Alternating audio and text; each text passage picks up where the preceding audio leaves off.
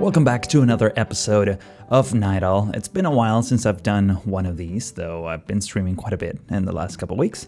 But I don't know if you saw it, many of you probably already did, but I've been busy working on a tutorial. It's a bit of a collaboration I did with Paradox. So if you want to go check that out, it's a zoning versus plopping or manual plopping tutorial. I'm going to include a link in the description so you can go check it out.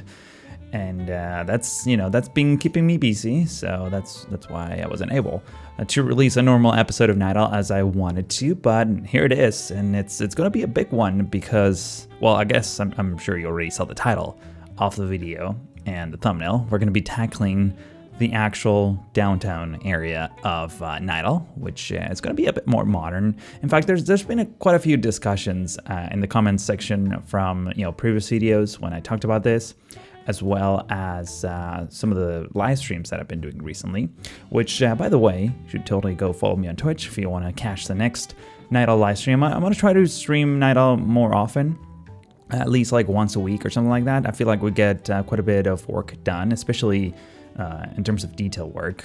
Usually it's a great sort of format for me to do things that may not necessarily be the best for an actual video of this kind. So yeah, twitch.tv/Sugartoaster, go check it out. Well, actually, one more thing. Sorry, I'm just coming up with all these announcements at the beginning of the video. But another thing that I wanted to mention regarding live streams is that I'm trying. I don't know how sustainable this will be long term, but I'm trying to edit them. So instead of just posting straight up, like a 3-4 hour live stream, I may put up like a 20-minute, 30-minute cut, so at least you can get to see the highlights and, without all the rambling. The full VOD of the live streams will still be accessible. I'm going to probably include a link in the description of those videos as well. I've been doing that on my Minecraft series that I've been doing with Jack, but I'm probably going to start doing that with City Skylines, specifically with Nydal, moving forward. So for those of you who've been wanting a shorter version of those streams, hopefully you'll enjoy those, I guess. So I think I have more announcements, but I'm gonna do those later.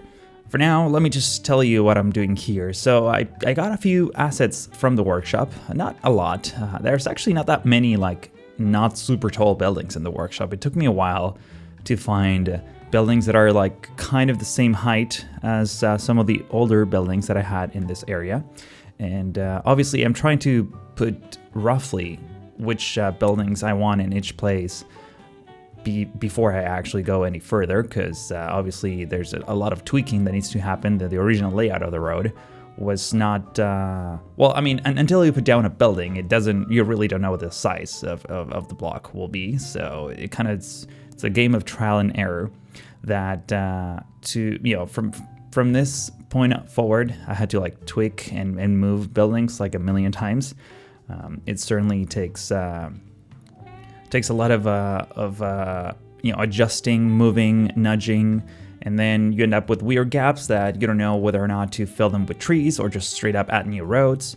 And at the same time, I wanted, this is kind of a suggestion from many of the viewers, but I ended up switching the main avenue that sort of connects this neighborhood to a tram network. So we're gonna have trams in here, which honestly makes the most sense given the density of the neighborhood and the traffic that I expect this area to have. Actually, talking about traffic, something weird happened. So I accidentally, when I switch my assets, when I was recording this tutorial that I mentioned at the beginning of the episode, obviously I had to switch assets from Nydal, which I haven't done in a while, and then I resubscribed to everything back, and I didn't realize that I resubscribed to the American trucks, or at least those large tracks with trailers. And after a while of recording this thing as I was detailing things, I noticed that we're just having a ton of traffic issues. And it's crazy because I haven't changed anything other than now I had more larger trucks occupying spaces and just waiting and blocking intersections. So that's kind of a major factor apparently. I didn't know that was a thing. I thought it was just me messing things up, but it's all fixed now. Don't worry about it. Traffic flows very, very well. But yeah, I didn't know that just because there's a large truck waiting for a traffic light and it's kind of blocking the intersection, it just messes everything up. I thought it was kind of interesting. So after removing those, like everything kind of fixed itself after a few minutes. So something to keep in mind if you're having issues with that. Obviously, if you're building an American city, you definitely want to keep those trucks in place. But like I said in previous videos, you might want to, like, one of the biggest, I guess, recommendations when it comes to traffic is just avoid funneling everything through one tiny place. If you could just spread out your traffic as much as you can, especially heavy traffic, you can use what is it called? I always forget the name of this mod. The traffic manager, traffic precedent, the one, the traffic light that you see on the top right corner of the screen, top left corner of the screen. I mean, you can actually ban specific segments of road so that trucks don't drive there and cars can, freely travel there. So that allows you to sort of, put roadblocks or virtual roadblocks of some kind so that trucks maybe take a longer route, but they don't just clog the main thoroughway of your cities. So, let me talk about the church that I totally just detail and not even address. So there was a lot of conversations also in the comment section about, like all these buildings kind of stealing the thunder of this church because they're, was kind of being eclipsed by the sheer amount of the structures. So I ended up leaving a bit of a gap between the church and the buildings, and also I kind of went out of my way to put the larger, tallest buildings on the one side. This is going to be more clear in the cinematics at the end, but now there's a significant buffer between the church and everything else around it, so I think it's kind of a nice compromise. It doesn't look as unrealistic as it did when I was just drafting the placement of these buildings in previous episodes. So over here, I did some tweaking of this little park. I mean, honestly, I accidentally deleted the pathway, the pedestrian pathway over there. So I ended up going back to the vanilla, like the concrete one that sort of contours to the terrain. And I thought it was a bit of a cleaner look, so I just decided to keep it. And then one of the things that I spent the most time here was getting all of these buildings, basically all these gaps in between the buildings. Just a bit detailed. In this case, I'm adding these concrete walls and just basically addressing the different height elevations, just so that it doesn't look super bad. Especially because if you just put down the building and you leave the terraforming as it is, you can hide it basically with surface painter by just painting it all concrete. It's kind of hard to see, but it's nice having some nice terraces and balconies and things like that in between the buildings. It just makes it a little bit more detail, and I don't know, just the whole area looks slightly better. Like I said before, there's a lot of nudging of roads, adjusting some of these buildings. Half of them are still vanilla, mind you. I couldn't find okay. That building that you saw me put there, it's not the prettiest building, but it's like the nice height and footprint that I decided to keep it.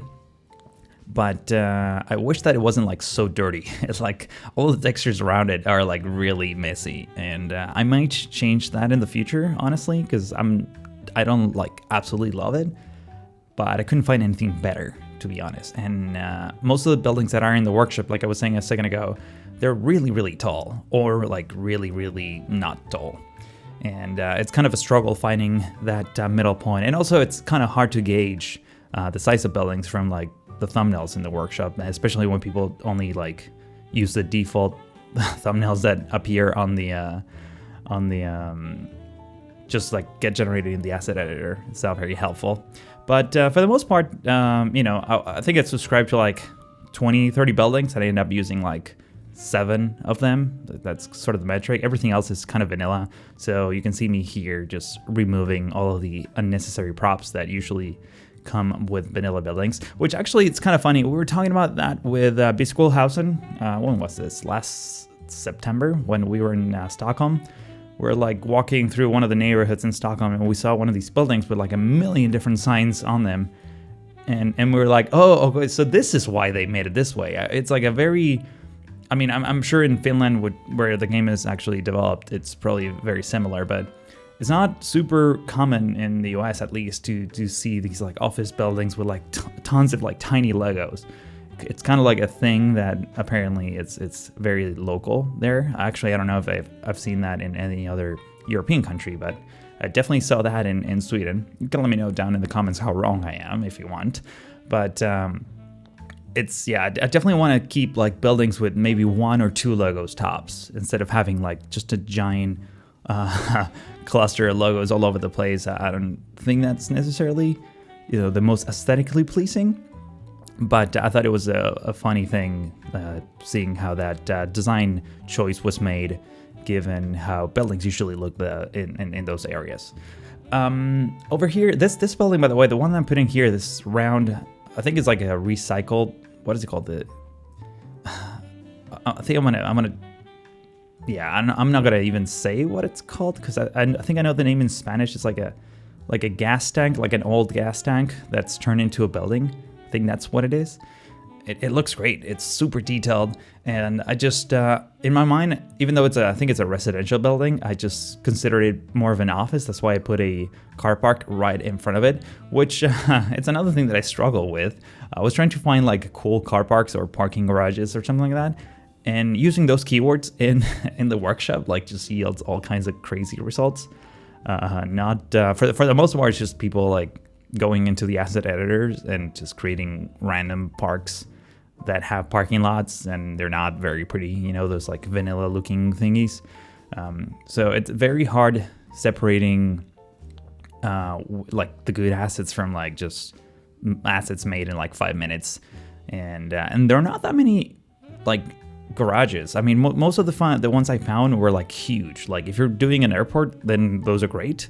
But if you want to put like a downtown kind of area parking structure, like the ones I'm trying to put here, it's definitely way too big. The one I ended up putting is the only one that sort of fits. All the other ones I picked are like way larger than actually the largest buildings that I have in this area. I think in general there's an issue with scale in this game. Just some of the vanilla assets are like all over the place. I mean, if you consider the that fake A380, the Airbus A380 that lands at the vanilla airport, which should be huge. It's just like the size of like 2 police cars instead of being way bigger than that. Just in general, I feel like there's not like a really like an accurate ratio between the scales of buildings and people and cars. It's very hard. We struggle a lot. And again, we were having this conversation with Jay because he obviously makes a ton of trains for the workshop, and it's hard getting the right size. I mean, you can actually get the right size for things, but then when you put it next to what other people do, it's very, very hard to match those things together. Changing subjects, over here, what I'm doing is filling in this park, and with this camera angle, this is something that I've been struggling quite a bit lately. It doesn't look like there's a huge terrain difference, but there's like a big hole there. And because of the camera angle, it's kind of hard to see. So I started putting down these cobblestone decals and that stair to sort of address it. But it was causing more issues than, good looks. I definitely wanted to sort of break apart this concrete floor texture that I'm using all over the place. I wanted to add some variety. That's why I went for the cobblestone road. But as I get closer, I can tell that, there's a big hole there that doesn't necessarily need to be there. So in a minute, you're going to see me get rid of all of those cobblestone decals and the stairs over there and just instead replace it with the terraforming network to make everything, more level. There you go. You saw it there for a second. Even though, that look was slightly better, I just decided to not bother with it, get a sort of flatten this area around. It's not like perfectly flat by any means. There's still a bit of a slope going to one of the roads, but at least it looks a bit more coherent. So instead, to sort of break the monotony of the texture, the concrete texture of the sidewalks, I just decided to put down a whole bunch of these potted plants, and well, there's trees with planters all over the place in this area. It's probably one of the most heavily detailed areas of the city at this point. In fact, I was actually surprised of how much space I was able to cover in such a little amount of time. I was actually really inspired when I worked on this episode. I think it came out great, and there's still so much work to do. At least the downtown area is kind of done, but the surrounding areas, once those will be finished, this whole place is just going to look great. You're going to see in the cinematics how there's so many like gaps around buildings that look a little bit odd, especially around this neighborhood, not inside, but just like the edges of it are like, okay, great. You have like a country, like farm fields right next to this like financial sort of district looking area. Those obviously, or at least many of those, are going to be filled with other buildings. And the other thing that I was sort of trying to avoid though is having tons of parks everywhere, because I feel like every gap that I see, I end up just filling it with trees and bushes, which, you know, it's not a bad thing, but you know, it's prime real estate that you don't necessarily want to leave just empty, undeveloped. So yeah, kind of lost my train of thought there. But what I'm basically doing to address the gaps from now on, at least in this area of the map, is adding some cafes, because that's something that's also been suggested in the comments multiple times, that I need more like cafes with you know, with the tables and the chairs and the umbrellas. I got a whole bunch of those assets in the workshop. I added a lot of assets from the workshop for this episode, mind you. I don't know if you noticed that, but it's definitely a much more detail-oriented episode compared to the previous ones. And I don't know if you caught that a second ago, but I've been using the slope terrain feature from Move It, which is absolutely amazing. Whenever I'm putting down like props, let's say with Prop It Up, with the prop line tool, and obviously the terrain is not flat. Prop line tool doesn't quite align items against the terrain in the most efficient way. So usually what I do is I pick the tallest one, I position that one, and then I pick the lowest one, I position that one, make sure that it's right flush up against the floor at the height that I desire. And then I select the top and the bottom one and all the in-betweens, and use the slope tool to perfectly align them all together. It takes like 2 seconds and it looks literally perfect. You don't have to do any manual tweaking of any kind. But as we approach the end of the episode, let me tell you that I'm actually going to show you some before and after shots, which I wasn't able to do for a little bit. And I want to take this opportunity to also quickly mention that I now have a Discord server. The Discord server right now, it's only exclusive for patrons and Twitch subs. Eventually it's going to be public for everyone, don't worry about it, but I'm just still beta testing things before, you know, I open the floodgates. But as you can see, this is the massive amount of work that I've done on this episode. If you enjoyed it, please consider giving this video a like. And if you're new to the channel and haven't already, please also consider subscribing. But that's all I have for you today. Thank you for watching, and hope to see you in the next one.